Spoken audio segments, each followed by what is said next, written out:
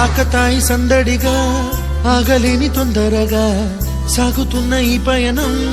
ఎంతవరకో రేపు వైపు ముందడుగా లేనిపోని దుందుడుగా రేగుతున్న ఈ వేగం ఎందుకొరకో మట్టికి మప్పుకి వేళ దూరం ఎంతంటే లెక్కలే మాయం అయిపోవా రెంటిని ఒక్కటి